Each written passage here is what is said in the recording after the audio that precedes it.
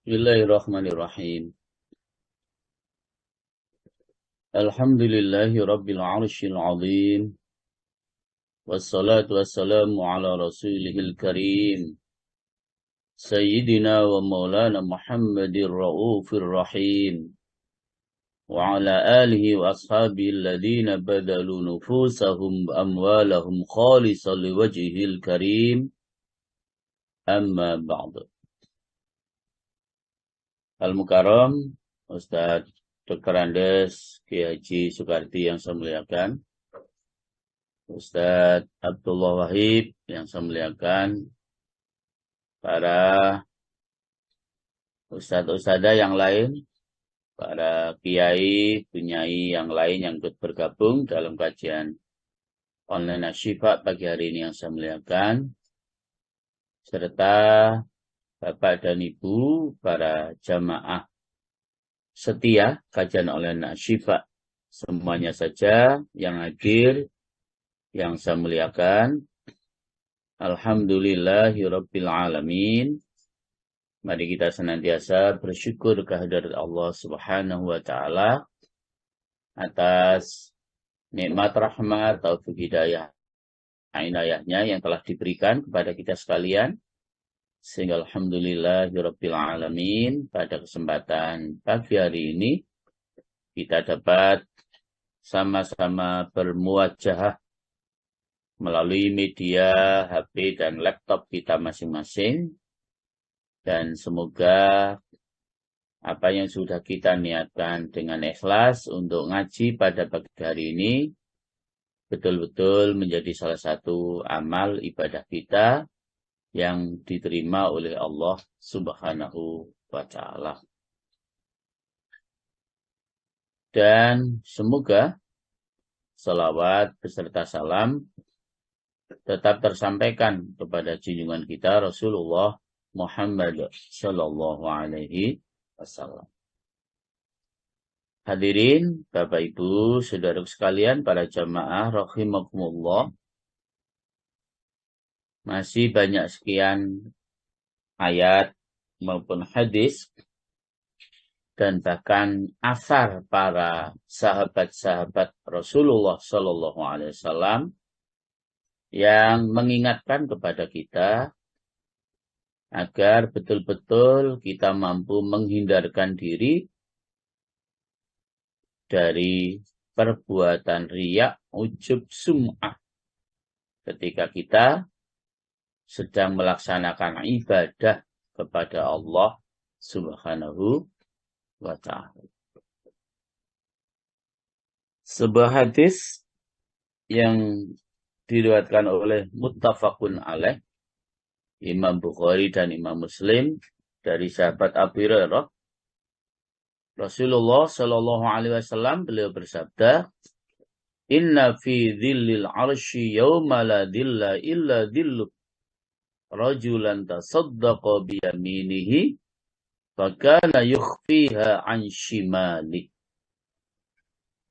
Sesungguhnya pada naungan arsy, pada hari yang tidak ada naungan kecuali naungannya, terdapat seorang lelaki yang menyedekahkan dengan tangan kanannya, kemudian ia menyembunyikannya dari tangan kirinya. Masya Allah. Ya. Karena begitu ikhlasnya, tangan kanan memberikan sedekah, tangan kiri tidak tahu. Ya. Karena begitu ikhlasnya ketika kita beribadah kepada Allah. Khususnya hadis tadi, ibadah dengan wujud sedekah. Tangan kanan memberikan sedekah, tangan kiri tidak tahu.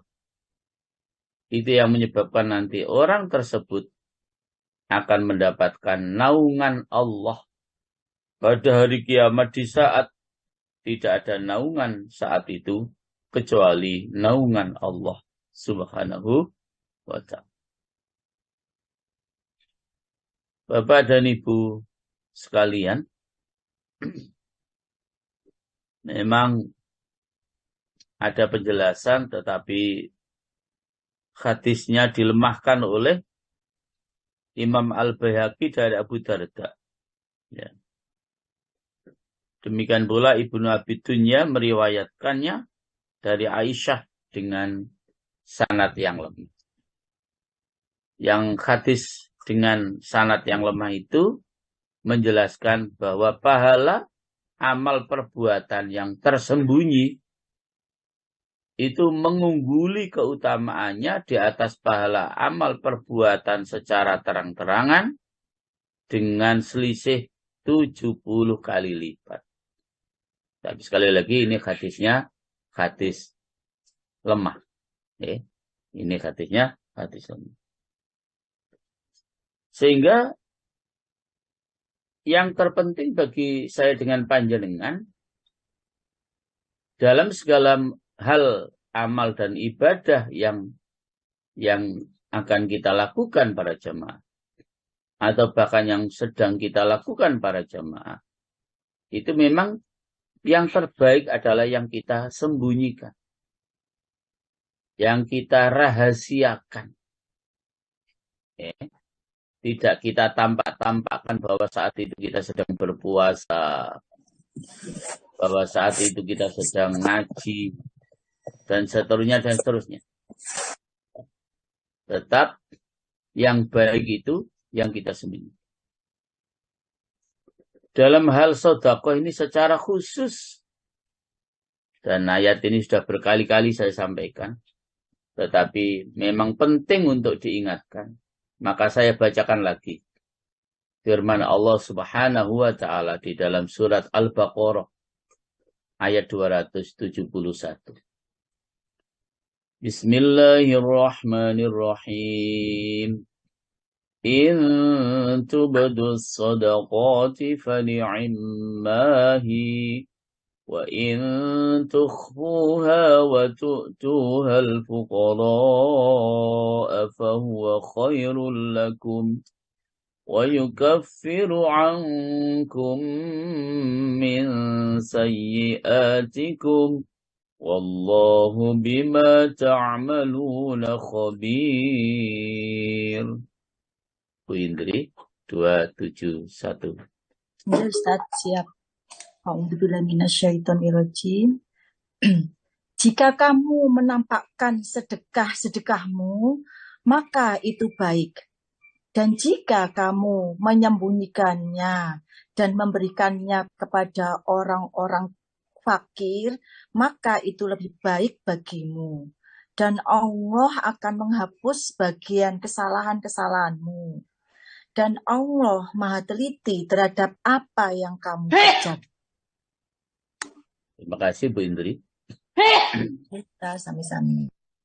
Jadi para jemaah, begitu mudah kita bisa memahami maksud ayat tersebut. Bahwa sedekah dengan terang-terangan itu baik.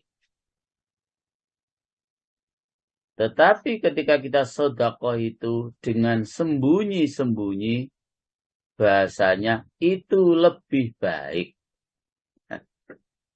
Jadi sedekah dengan terang-terangan itu baik. Tetapi ketika kita sedekah dengan sembunyi-sembunyi, kata Allah, itu lebih baik. Fahuwa khairul lakum. Itu lebih baik. Itu para jemaah. Dan ini secara khusus Allah menjelaskan tentang sedekah. Sesuatu yang kita berikan kepada seseorang berupa harta benda kita. Ya, karena pada umumnya yang namanya sedekah, infak jariyah, hibah, wakaf, mungkin hadiah, dan lain sebagainya, itu pada umumnya memang sulit kita menjaga, ya, untuk menjadi yang benar-benar orang yang mukhlasin, orang yang mukhlisin, orang-orang yang benar-benar ikhlas. Ya. Ini memang agak sulit kalau terkait dengan persoalan materi itu untuk ibadah. Ya. Maka sekali lagi, karena itu kita diingatkan oleh Allah. Diingatkan oleh Allah. Jadi kalau tadi dengan terang-terangan, ya tetap ikhlas, bukan ingin dipuji oleh orang. Dengan sembunyi tentu, keinginan kita untuk bisa lebih ikhlas, lebih mendalam. Ya. Jadi boleh terang-terangan, yang penting ikhlas. Bukan ingin dipuji. Ya. Bukan ingin dapat sanjungan. Bukan ingin dapat popularitas dengan kita sodakoh ini, sodakoh itu. Memberikan bantuan ini, bantuan berupa materi kepada ini, kepada itu, dan lain sebagainya. Tidak apa-apa. Dengan terang-terangan. Yang penting ikhlas. Sekali lagi, yang penting ikhlas. Yang penting ikhlas. Karena itu pula, ada dua ibadah para jamaah yang sangat sulit juga untuk bisa kita lakukan dengan ikhlas. Ya. Makanya dua ibadah tersebut secara nyata dan secara konkret, ya, langsung lilahnya itu langsung ditampakkan oleh Allah. Apa dua ibadah yang sangat sulit untuk ikhlas? Yang sangat sulit untuk lillahi ta'ala itu adalah ibadah haji, ibadah umroh. Ya. Makanya haji dan umroh itu jamaah ayatnya dalam Al-Baqarah 196 itu, wa atimul hajja wal umrata lillah. Jadi hanya yang depan saja, dan sempurnakanlah ibadah haji dan umroh karena Allah. Jadi lillahnya langsung ditampakkan oleh Allah. Kenapa? Ya karena ibadah fisik itu yang menguras tenaga secara fisik itu memang sekali lagi jamaah sulit untuk disembunyikan. Malah kalau nanti kita di Mekah, di Madinah itu ya disyuting, dilihat orang sedunia. Gitu. Dilihat orang sedunia. Makanya Allah mengingatkan kita, wa atimul hajja wal umrata lillah. Dan sempurnakanlah haji dan umrah semata-mata karena Allah. Laksanakanlah ibadah haji dan umrah itu semata-mata hanya untuk mengharap ridho Allah. Ya. Sehingga tradisi walimatus safar, ya, walimah mau bepergian, khususnya bepergian dalam menjalankan ibadah haji, ibadah umrah itu kan sudah menjadi tradisi. Ya. Ada walimatus safar itu istilahnya. Ya enggak apa-apa. Kita mengundang saudara-saudara, sanak famili, teman itu dalam rangka apa? Bukan dalam rangka untuk pamer, tapi dalam rangka untuk kita mohon keikhlasan, bantuan, doanya. Ketika kita mau berangkat itu ya doanya, atau yang terpenting saat itu kita mohon maaf atas kesalahan-kesalahan kita kepada saudara-saudara kita tadi itu, baik yang sengaja maupun tidak. Ya, baik sengaja maupun tidak. Nah, selanjutnya ketika kita sudah di dua kota suci Al-Makkah Al-Mukarramah dan Al-Madinatul Munawwarah, kita yang ada di sana justru akan mendoakan, ya, kepada saudara-saudara kita yang tidak sedang menjalankan ibadah haji maupun yang tidak sedang menjalankan ibadah umrah. Rasulullah Shallallahu Alaihi Wasallam ketika dipamiti oleh sahabat Umar bin Khattab, ya Rasul, insya Allah saya besok mau menunaikan umrah. Apa kata Rasulullah? Umar, doakan saya ya di sana, di tempat-tempat yang mustajab. Itu Itu ketika Sayyidina Umar pamit kepada Rasulullah ketika mau melaksanakan ibadah umrah. Rasulullah pun minta didoakan oleh sahabat Umar di tempat-tempat yang mustajab, di tempat-tempat yang sangat mungkin doa kita dikabulkan oleh Allah Subhanahu wa ta'ala. Makanya para jamaah, sekaligus saya bukan riya, bukan pamer. Kan saya harus pamit kepada panjenengan semua.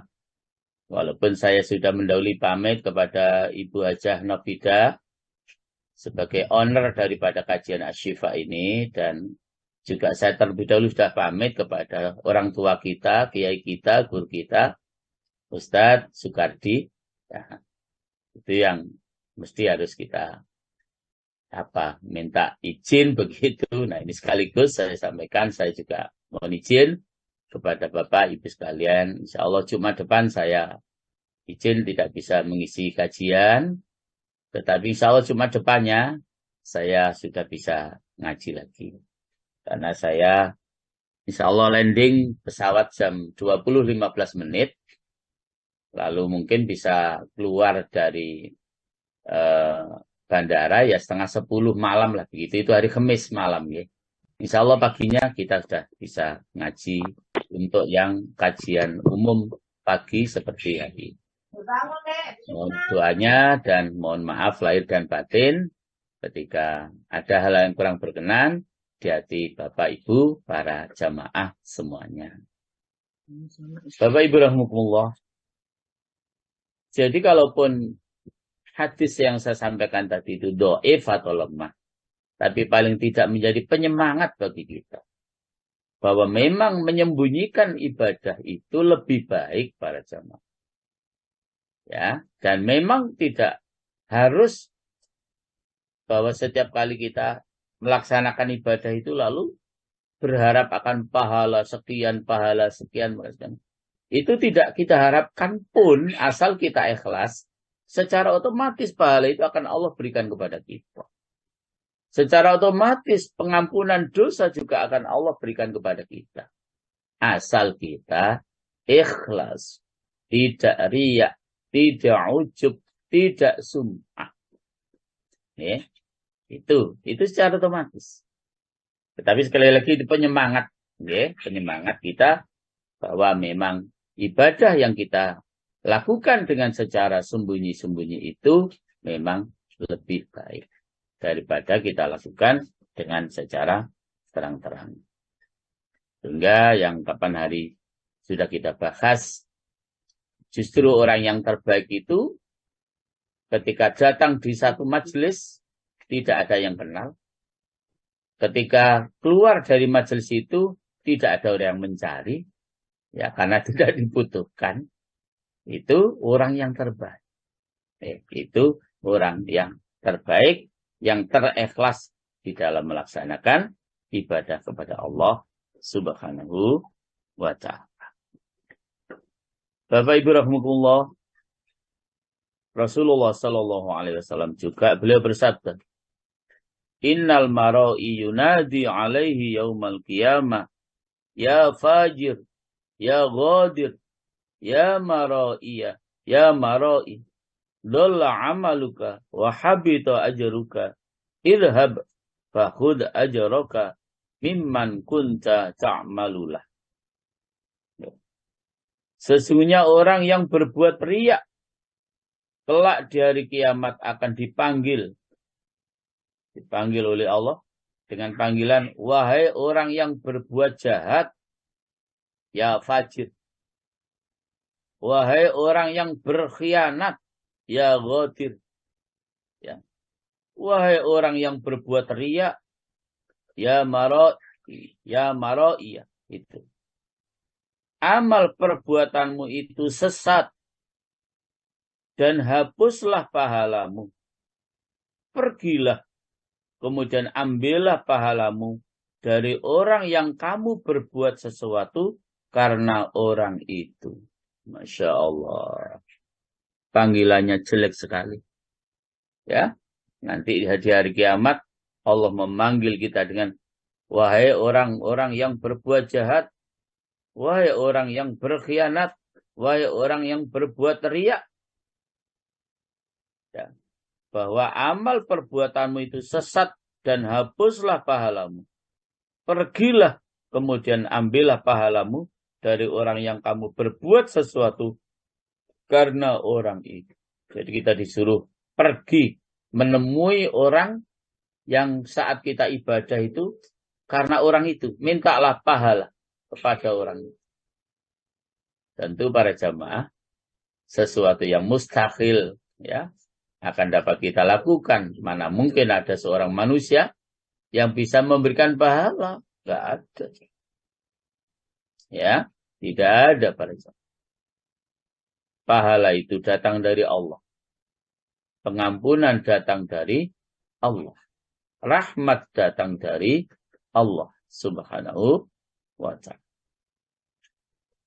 Oleh sebab itu para jamaah, lagi-lagi mari kita berikhtiar sekuat tenaga, semampu kita, agar setiap kali kita beribadah itu, mari betul-betul kita lakukan dengan penuh ikhlas.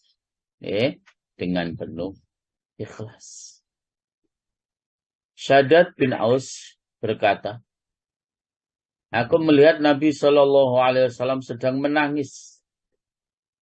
Kemudian aku bertanya, apakah yang membuat engkau menangis, wahai Rasulullah? Rasulullah SAW kemudian beliau bersabda, Inni takhawwaftu ala ummati asyirka amma innahum la ya'buduna sonaman wala syamsan wala qamaran wala hajaran walakinnahum yura'una bi'a'malihim. Kata Rasulullah saat menangis dan ditanya oleh sahabat Shaddad bin Aus, kenapa engkau menangis ya Rasul? Beliau menjawab, aku sangat mengkhawatirkan syirik terhadap umatku. Adapun mereka itu tidak menyembah berhala, tidak menyembah matahari, bulan, atau batu. Akan tetapi mereka itu riya, memperlihatkan amal perbuatan mereka. Jadi para jamaah, Rasulullah menangisnya karena mengkhawatirkan kita terjerumus dalam perbuatan syirik. Ya. Bukan dengan syirik bukan dengan cara menyembah berhala, menyembah matahari, menyembah bulan, menyembah itu. Bukan itu yang dikhawatirkan oleh beliau. Bukan syirik dengan kita menyembah berhala, menyembah bulan, menyembah matahari, menyembah batu. Bukan itu yang dikhawatirkan oleh Rasulullah. Tapi syirik yang dimaksud adalah ketidakikhlasan kita di dalam beribadah kepada Allah Subhanahu wa ta'ala. Itulah para jamaah yang dikhawatirkan oleh Rasulullah. Sampai Rasulullah menangisi kita. Menangisi umatnya. Kita sekalian ini takut beliau. Kalau amal perbuatan yang dilakukan oleh kita sebagai umatnya ini terjerumus dalam perbuatan syirik, yaitu riya, ketidakikhlasan kita di dalam beribadah kita kepada Allah Subhanahu wa ta'ala. Bapak Ibu para jamaah rahimakumullah.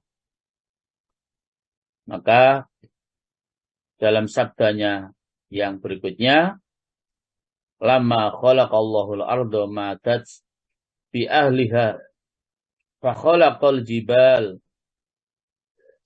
fasayuraha fasayyaraha autadan lil ardi faqalatil malaikah ma khalaqa rabbuna khalqan huwa ashaddu minal jibal fa khalaqal hadid faqata'al jibal thumma khalaqan nar fa idza batal hadid thumma amara Allahul ma'a bi itfa'in nar wa amara rih faqadaratil ma' فاختلفت الملائكة فقالت tas'alullah ta'ala.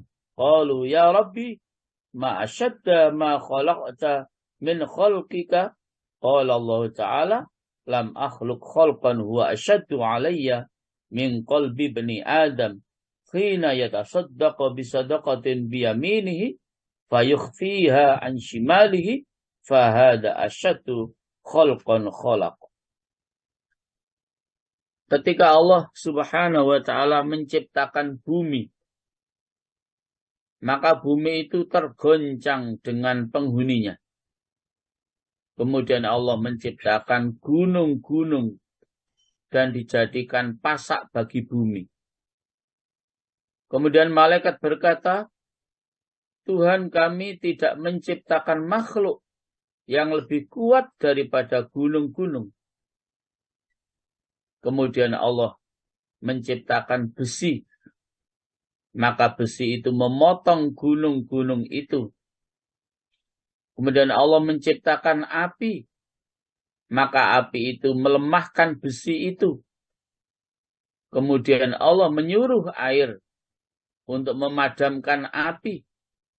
Dan Allah menyuruh angin. Kemudian air itu menjadi keruh.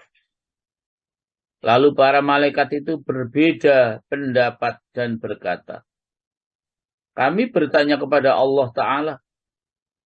Mereka bertanya, wahai Tuhanku, apakah sesuatu dari makhlukmu yang engkau ciptakan yang paling kuat? Allah Ta'ala berfirman, aku tidak menciptakan satu makhluk yang lebih kuat kepadaku daripada hati anak Adam ketika mengeluarkan satu sedekah dengan tangan kanannya, lalu ia menyembunyikan dari tangan kirinya. Maka inilah makhluk yang paling kuat yang diciptakan. Ini memang ada perbedaan sanad, malah sampai ada yang mengatakan ini hadis gharib. Ya. Tetapi sekali lagi, seperti yang saya sampaikan, setidaknya mendorong kita bahwa para jamaah, sekali lagi, ibadah dengan kita sembunyikan itu jauh lebih bagus. Apalagi tadi Al-Baqarah ayat 271 sudah kita sampaikan. Jadi, bersedekah dengan sembunyi. Hadisnya juga demikian tadi. Bersedekah dengan tangan kanan dan tangan kiri tidak tahu. Itu menjadi luar biasa. Yang menyebabkan orang tersebut nanti mendapatkan naungan Allah di hari kiamat. Di saat tidak ada naungan kecuali naungan Allah. Bahkan di dalam hadis yang sanadnya terjadi perbedaan ini, justru Allah menjelaskan. Orang yang sedekah dengan tangan kanannya, tetapi tangan kirinya tidak tahu, itulah makhluk Allah yang paling kuat. Ya, makhluk Allah yang paling hebat. Ya, memang tidak mudah. Sedekah gini tangan kirinya tidak tahu. Ini kan Masya Allah. Menunjukkan maksud saya. Ini menunjukkan keikhlasan yang luar biasa. Saat kita memberikan sedekah bantuan kepada orang lain. Jadi walaupun kemudian yang namanya harta, benda, materi, uang, ya apalagi itu amanah dari sekian banyak orang, dan kita butuh melakukan laporan pada yang memberikan amanah kepada kita itu, ya tidak apa-apa. Asal semuanya tetap ikhlas. Tetapi ketika kita sembunyikan itu semua, memang ayatnya jelas fahuwa khairul lakum. Demikian hadisnya juga jelas, tetap lebih baik ibadah itu yang kita sembunyikan. Jadi istilah yang dalam kajian lain ada 7 kekuatan di dunia ini. Ya, yang pertama kekuatan gunung itu. Tetapi gunung ini dikalahkan dengan besi. Ya, karena dengan besi ini gunung bisa hancur semua, bisa menjadi rata, tidak jadi gunung gitu dengan besi. Ya. Ternyata besi bukan satu-satunya kekuatan karena besi ini bisa dikalahkan dengan api. Ya, dilemahkan besi ini dengan api. Mau dibikin model apa saja bisa dengan api. Ya. Ternyata api bukan satu-satunya kekuatan, tetapi api ini masih dikalahkan dengan yang namanya air. Ya. Air ini bukan satu-satunya kekuatan, karena air ini dapat dikalahkan dengan angin. Sehingga terjadi gelombang yang besar di lautan itu karena pengaruh angin. Angin ini bukan satu-satunya kekuatan, karena angin ini bisa dikalahkan dengan manusia.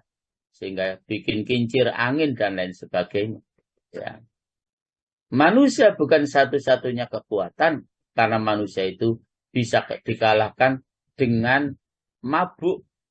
Jadi orang itu walaupun segede apapun, sekuat apapun, kalau sudah mabuk, ya, maka dia menjadi lemah. Ya, dia akan menjadi lemah. Ya, gitu. Dan mabuk itu bukan satu-satunya kekuatan, karena mabuk itu bisa dikalahkan dengan tidur.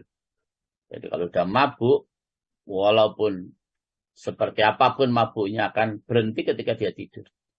Ya. Dan tidur itu bukan satu-satunya kekuatan jamaah, karena tidur itu bisa dikalahkan dengan hati yang sedih, hati yang susah. Jadi kalau ada orang bilang bahwa hatinya sedih, hatinya susah, kok tidurnya nyenyak, malah tidurnya sampai ngorok-ngorok, itu bohong namanya. Bukan susah. Sebab orang itu kalau susah jamaah, pasti nggak bisa tidur. Ya, pasti nggak bisa tidur orang itu kalau susah. Nah, susah bukan satu-satunya kekuatan, karena rasa susah itu bisa dikalahkan dengan iman kita kepada Allah Subhanahu wa Ta'ala. Kenapa kita harus susah terus?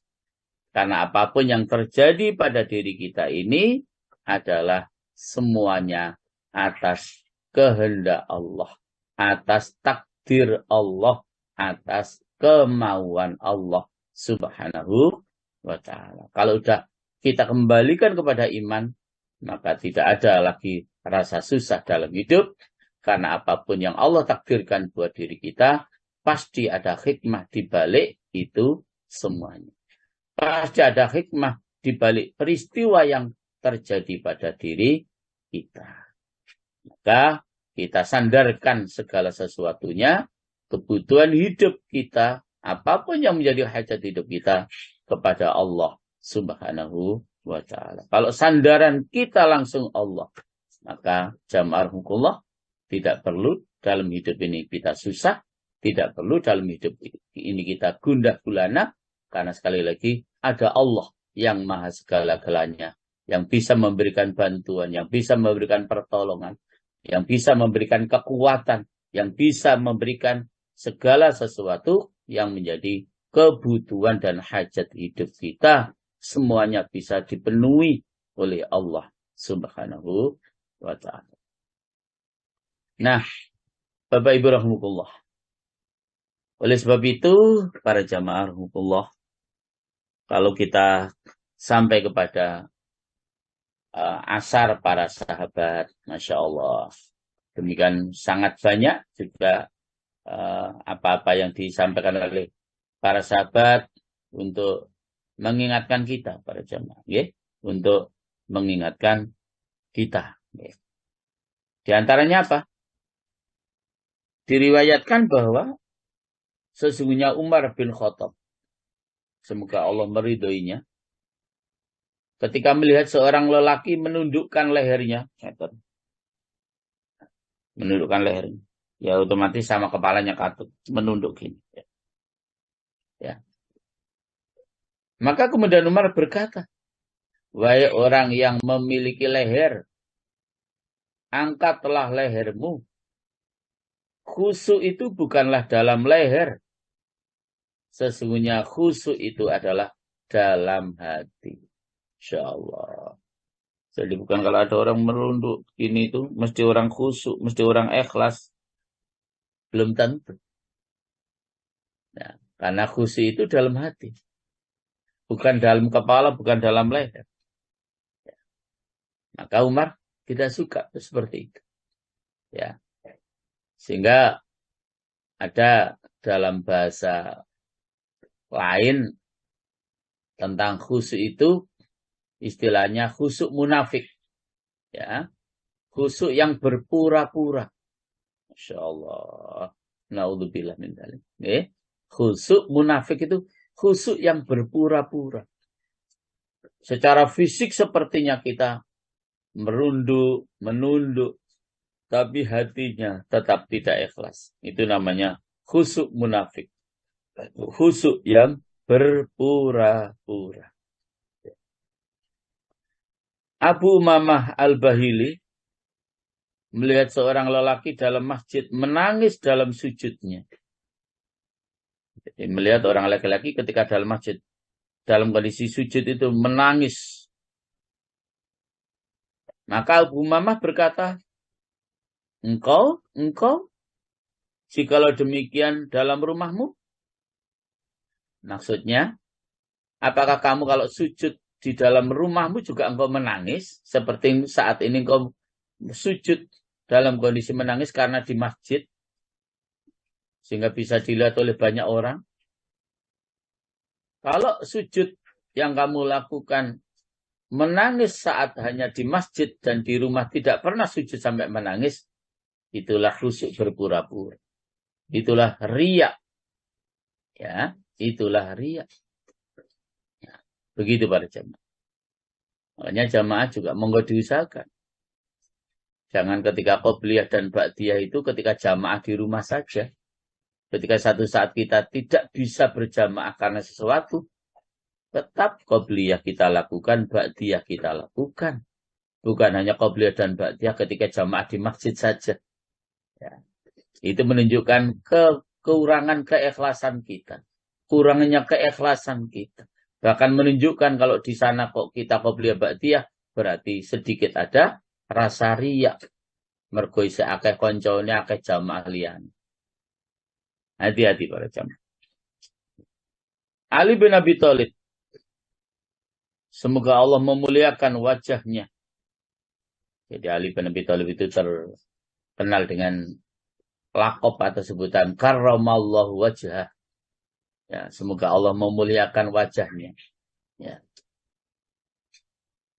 Bagi orang yang berbuat riya, itu mempunyai 3 alamat, kata Khalifah Ali. Ya.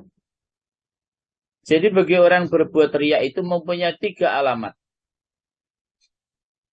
Apa diantaranya alamatnya atau tandanya? 3 tanda, 3 alamat. 1, ia malas bila mana sendirian. Jadi kalau sholat sendiri, ibadah sendiri, ogah-ogahan. Bermalas-malasan karena sendiri. Itu tandanya kita riya. Ya, itu tandanya kita riya dalam beribadah. Kedua, tandanya ia rajin apabila ia bersama dengan manusia yang lain. Jadi kalau dengan orang yang lain bersama-sama berjamaah rajin, tandanya bahwa kita riya. Karena kalau sendiri malas. Ya. Tapi kalau dengan orang banyak rajin. Itu kata Khalifah Ali. Tanda orang riya yang ketiga, ia menambahi dalam amal bila mana ia dipuji dan menguranginya apabila dicela. Jadi kalau dipuji, wah, tambah dadi. Tapi ketika dicela, dikurangi ibadah. Dipuji, uangnya tambah diobral, dikeluarkan semua. Ketika dipuji. Tapi begitu dicela, besok sudah tidak mau sedekah. Ini orang dibantu kok malah ngomel aja. Jadi tidak mau sedekah lagi. Ketika ada yang mencela. Itu tanda-tanda bahwa orang tersebut masih terjangkiti penyakit riya saat sedang beribadah kepada Allah Subhanahu wa ta'ala. Bapak Ibu, para jamaah, rahimakumullah. Ad-Dhahhak pernah berkata, janganlah salah seorang dari kamu mengatakan, ini karena Allah dan karena engkau. Jadi tidak boleh kita menyamakan Allah dengan orang lain. Saya melakukan ini karena Allah, tapi juga karena engkau. Tidak boleh. Bagaimana artinya? Ya karena Allah saja. Tidak dicampuri karena hambanya. Karena engkau. Ya. Dan janganlah salah seorang dari kamu mengatakan, ini karena Allah dan karena keluarga. Itu juga tidak boleh. Kenapa? Karena sesungguhnya Allah Subhanahu wa Ta'ala itu tidak ada sekutu baginya. Okay. Walam yakul lahu kufuwan ahad. Tidak ada sesuatu apapun yang menyamai Allah. Maka ya harus murni karena Allah. Bukan ditambahi karena engkau atau karena keluarga engkau. Umar bin Khattab memukul seorang lelaki dengan cemeti. Kemudian beliau berkata kepada orang lelaki itu, ambillah balasan dariku dengan cemeti itu.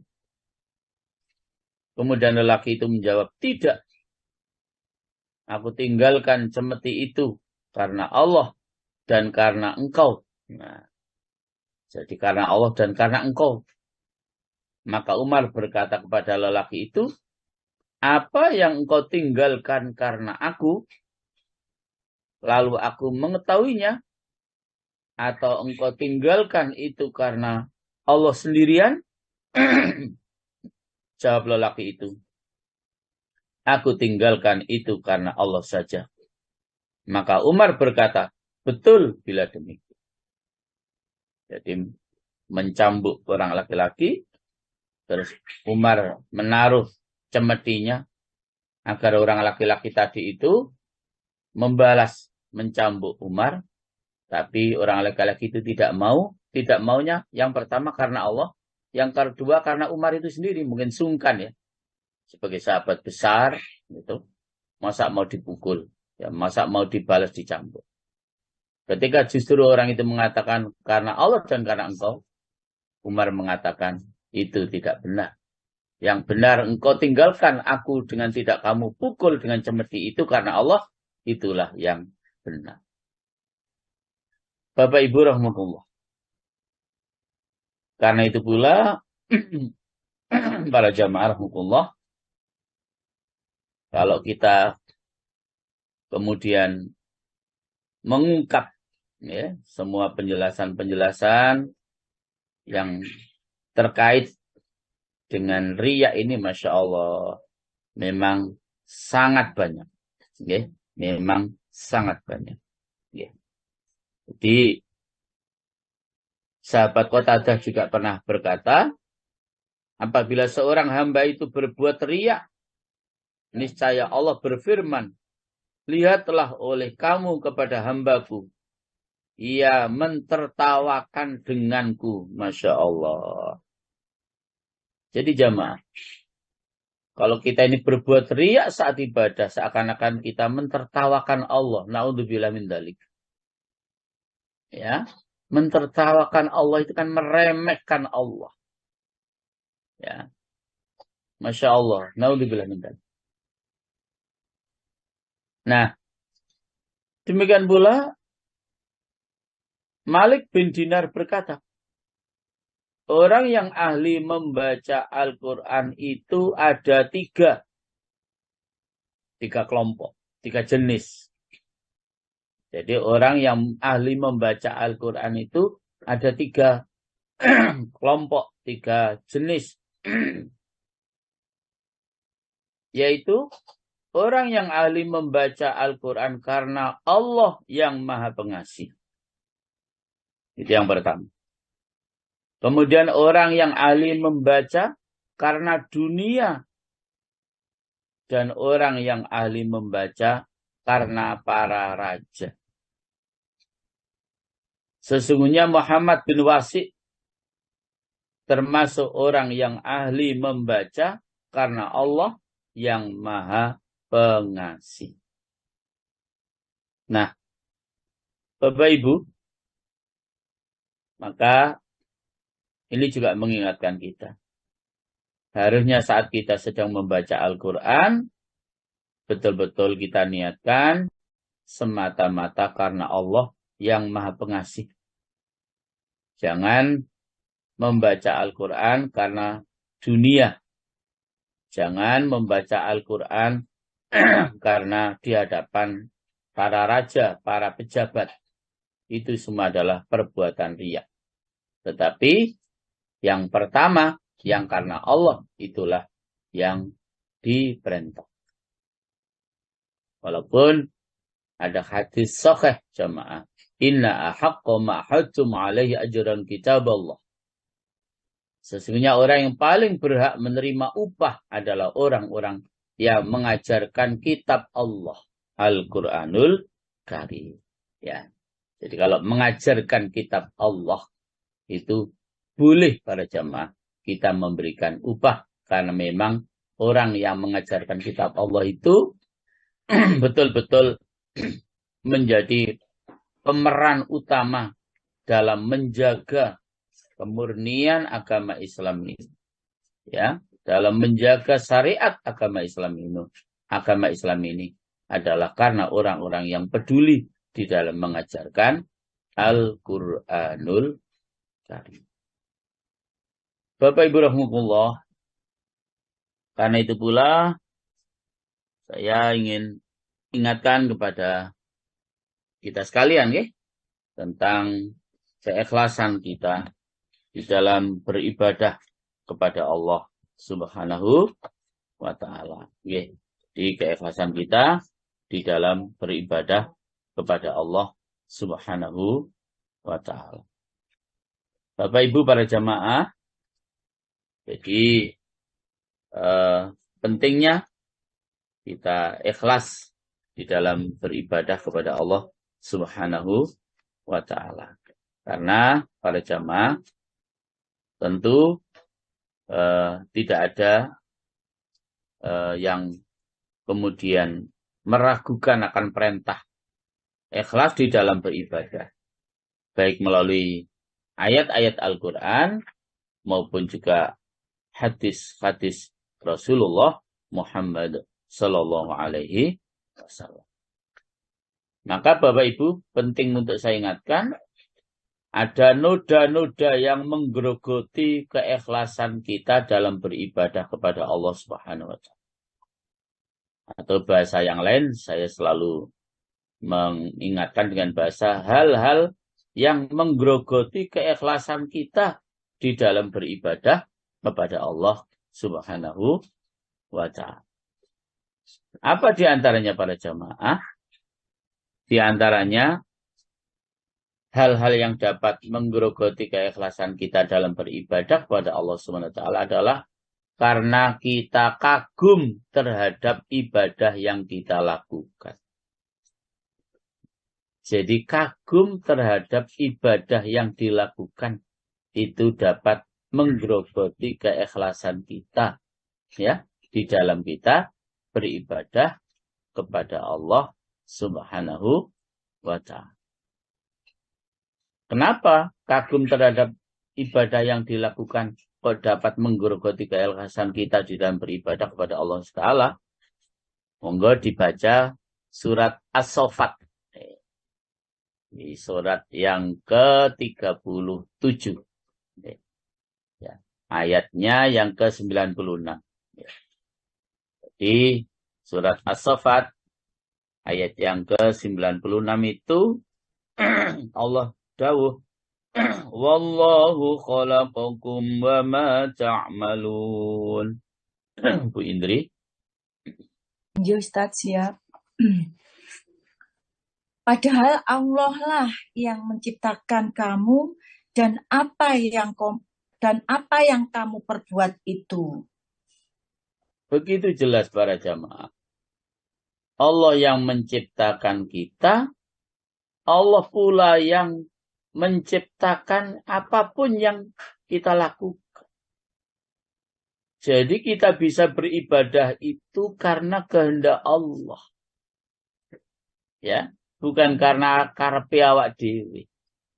Maka enggak pantas kemudian kita ujub, kagum, ya, sombong terhadap diri sendiri. Bahkan di dalam surat Yusuf, surat yang ke-12, ya, ayat yang ke-53. Allah Subhanahu wa Ta'ala juga mengingatkan kita para jamaah. Ya, dari ayat tersebut, ya, Allah Subhanahu wa Ta'ala mengingatkan kita di ayat yang ke-53 itu yang bunyinya Bismillahirrahmanirrahim. Wa ma ubarri'u nafsi innan nafsa la'ammaratum bisu'i illa ma rahima rabbi inna rabbi ghafurur rahim. Monggo Bu Indri. Ya, Ustaz. Dan aku tidak menyatakan diriku bebas dari kesalahan. Karena sesungguhnya nafsu itu selalu mendorong kepada kejahatan. Kecuali nafsu yang diberi rahmat oleh Tuhanku. Sesungguhnya Tuhanku Maha Pengampun, Maha Penyayang. Bapak Ibu, kalau saja nafsu kita ini tidak diberi rahmat oleh Allah, maka kita ini bisa menjadi makhluk paling jahat jamaah.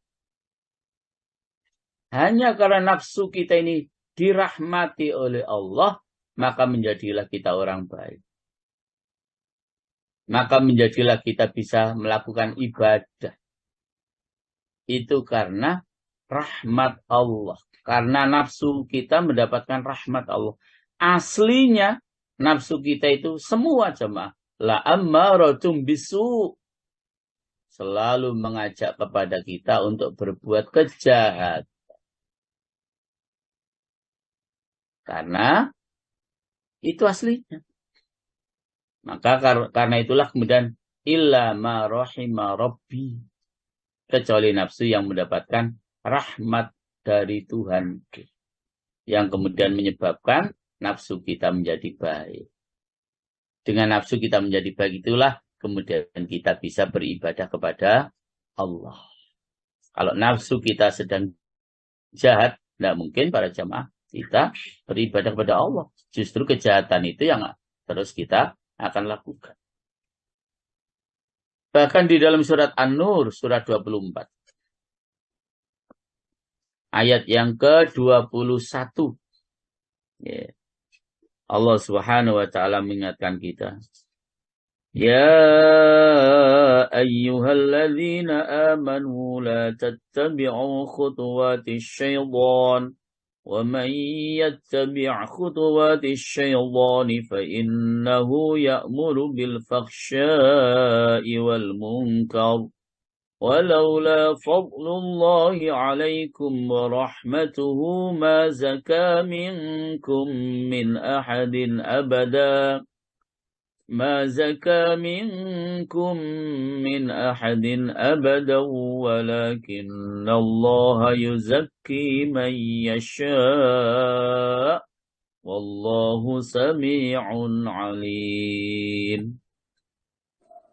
Wahai orang-orang yang beriman, janganlah kamu mengikuti langkah-langkah setan.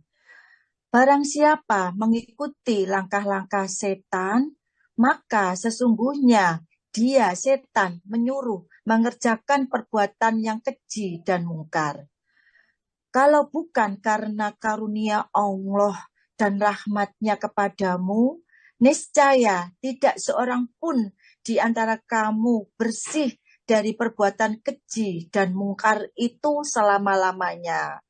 Tetapi Allah membersihkan siapa yang Dia kehendaki. Dan Allah Maha mendengar, Maha mengetahui. Bapak Ibu para jamaah rahmatullah. Masya Allah. Kalau bukan karena karunia Allah dan rahmatnya kepadamu, niscaya tidak seorang pun di antara kamu bersih dari perbuatan keji dan mungkar itu selama-lamanya. Tetapi Allah membersihkan siapa yang Dia kehendaki. Dan Allah Maha mendengar, Maha mengetahui. Jadi kalau bukan karena Allah yang membersihkan diri kita, maka kita akan selalu terjerumus dalam perbuatan keji dan mungkar, bahkan selama-lamanya.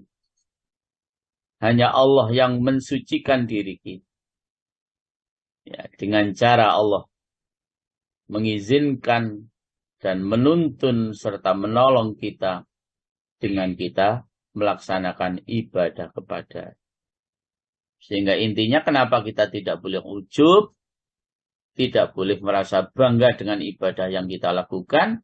Intinya jemaah, karena ibadah-ibadah tersebut dapat kita kerjakan semata-mata karena pertolongan Allah, bukan kehendak kita. Maka hari ini 85 orang yang bergabung dalam kajian kita pada pagi hari ini, inilah yang dikehendaki oleh Allah. Yang lain belum dikehendaki oleh Allah untuk ngaji. Ya. Jadi bersyukur saya dengan panjenengan dikehendaki oleh Allah. Ya. Karena kita ngaji ini dikehendaki oleh Allah, ngapain kita kagum? Ngapain kita bangga dengan ibadah, dengan ngaji yang kita lakukan? Ini semua dapat kita lakukan karena semata-mata karena perbuatan Allah, karena kehendak Allah, karena ditolong oleh Allah Subhanahu wa ta'ala. Bapak Ibu, ternyata waktu kita habis, maka kami sudahi dan kami kembalikan kepada Bu Ririn. Monggo Bu Ririn.